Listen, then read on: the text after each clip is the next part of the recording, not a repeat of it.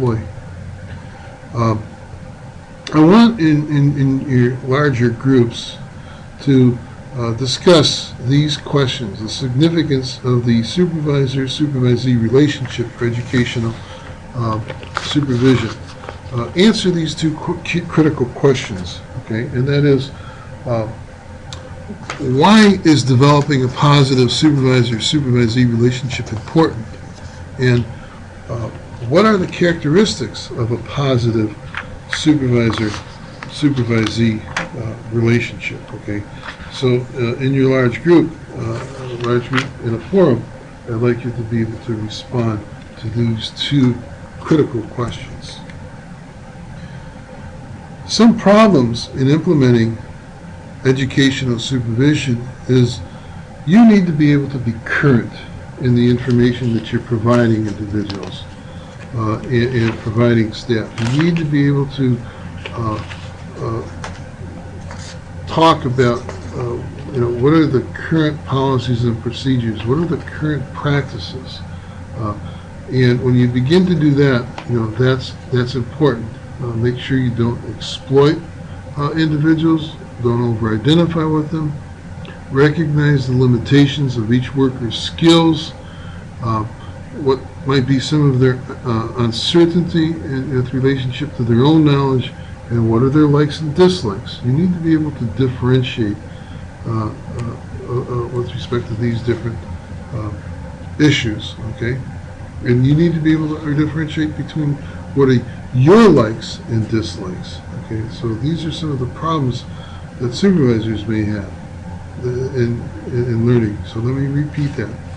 Keeping current, making sure they're not exploiting the workers, they're not over-identifying with their workers, recognizing their own limitations of skills and utilizing other individuals, their uncertainty of their own knowledge. If you're not sure about something, get back with them and recognizing where you're coming from in terms of likes and dislikes. Okay, I just want to clarify that. The other important piece on this slide here is being able to differentiate educational supervision from therapy, okay, in working with the supervisee, okay. Your staff person is not your client, okay. So you're teaching, you're helping them develop skills. You're not treating this individual in working with them. And as we talked about, it's important to understand what your purpose is and what your focus will be. Okay, the supervisor needs to recognize the limits and restrictions in terms of their purpose, and that you do not intrude in the worker's personal life. Okay, you focus on what it is that you're trying to get them to do.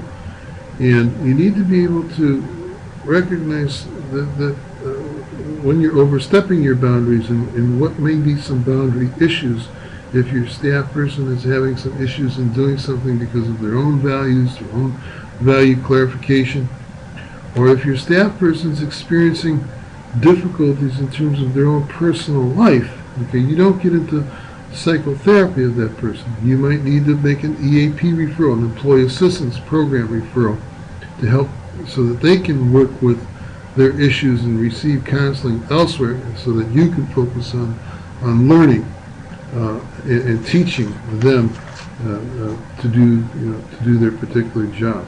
Okay. So in therapy, you might focus on these unconscious feelings or explore the genesis of these feelings that an individual may have, but you need to.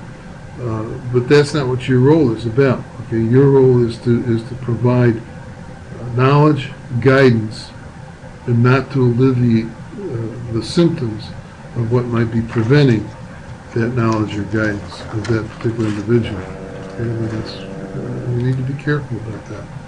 And then there may be other issues that you have to recognize. There is a parallel process component to educational supervision that Supervsion talked about, and he talked about this exemplification of isomorphism, the tendency for patterns to repeat themselves in working with individuals and recognizing those patterns, and the supervisor-supervisee client interaction as one large system which includes two subsystems: worker-client, supervisor-supervisee relationships in terms of what's going on. This parallel process suggests that the supervisee may reenact in the supervisory conference the behavior that the client has manifested in the casework interview, and you as a supervisor need to be able to recognize that and understand the worker's performance in terms of what's going on in that process. It's kind of hard to explain in some ways, but it's something that you need to be recognizing in what's going on. And then Kadushin talks about developmental supervision, and in this process, what you need to do is recognize that staff do grow. The developmental approach is assuming that there's going to be growth in the staff person, and that they're going to grow in their learning process in terms of what goes on. They go through these stages of growth in learning, and maybe being dependent upon you in the beginning when they're a new worker or when they're learning new skills. And as time progresses, they're going to be less dependent and they're going to be more independent. And some people jump out there quicker than others. But you also have to be very careful about people recognizing and not having a false sense of efficacy about something, and not being aware of what they don't know. And so you as a supervisor have that responsibility in helping that worker grow and helping that worker recognize what it is that they do or do not understand, all right, and that they do go through stages of growth. And as this growth occurs, your relationship may become more collegial and much more interactional, and you might do less telling, and you might do more probing, or you might do more inquiries in terms of what might we do differently, or what can we do? Let's sit down and talk about this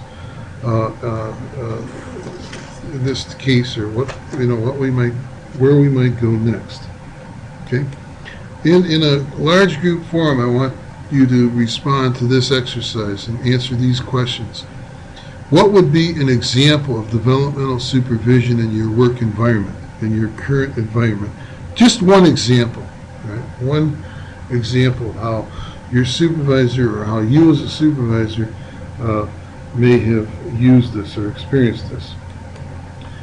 Reading assignments for week 7, Kadushin and Harkness, chapter 6, Shulman, chapter 7.